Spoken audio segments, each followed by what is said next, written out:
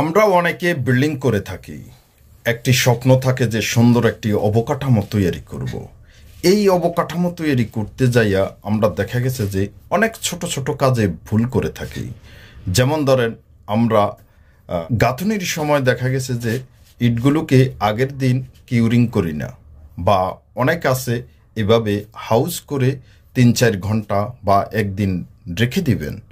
তাহলে দেখা গেছে যে ইটেরতে যেই নোনা থাকে সেই নোনাটা ফানের সাথে মিশিয়ে যাবে, এবং আপনি যখন গাঁথনি করবেন, প্লাস্টার করবেন, তাহলে দেখা গেছে যে আপনার দেওয়ালে নোনা ধরবে না।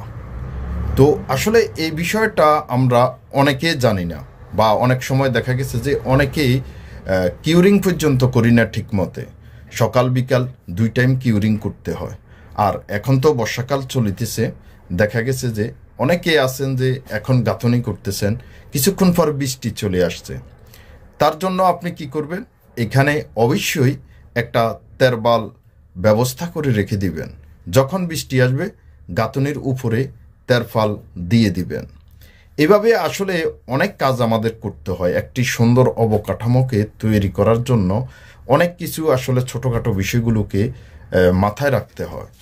আমরা এখন দেখা গেছে যে বর্ষাকাল, এই বর্ষাকালে আসলে কাজ করা ঠিক না, আবার দেখা গেছে যে ঠিক।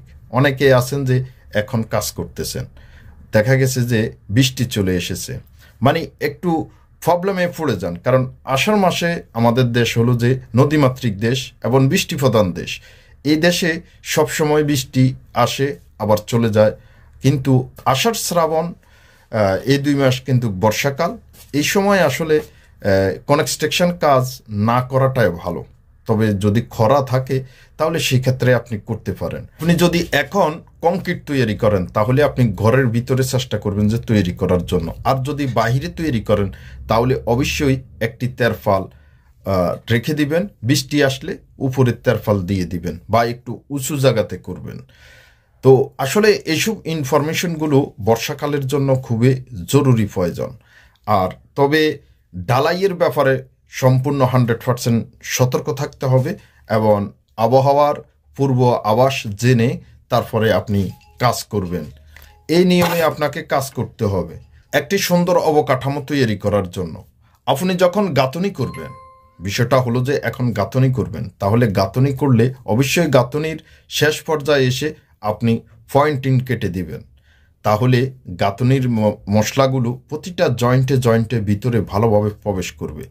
আর যদি আরেকটু ভালো করতে চান তাহলে অবশ্যই পয়েন্টিংয়ের জায়গায় মিস্ত্রিকে হয়তো আপনি কিছু টাকা দিলেন, সে ওভার কাজটা করবে, সেখানে এক গোলা দিয়ে দিবে, গ্যারাটিন যেটাকে বলা হয়, সিমেন্ট বালি দিয়ে নতুন করে আরেকটা গ্যারাটিন দিয়ে দিবে। এতে করে কিন্তু আপনার প্লাস্টার সুন্দর হবে এবং মজবুত হবে, দেয়াল শক্ত হবে।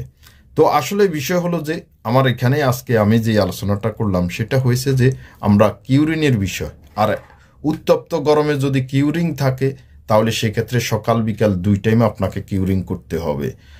তো আজকের ভিডিওটি আসলে কেমন লেগেছে অবশ্যই জানাবেন।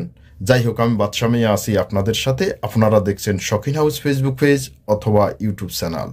আপনি পেজে অথবা ইউটিউব চ্যানেলে যদি নতুন দর্শক হয়ে থাকেন তাহলে পেজটি ফলো করে দিবেন, চ্যানেলটি সাবস্ক্রাইব করে দিবেন। ধন্যবাদ। আবারও দেখা হবে অন্য একটা ভিডিওতে। সে পর্যন্ত ভালো থাকবেন, সুস্থ থাকবেন। আসসালামু আলাইকুম রহমতুল্লাহি ওয়া বারাকাতুহু।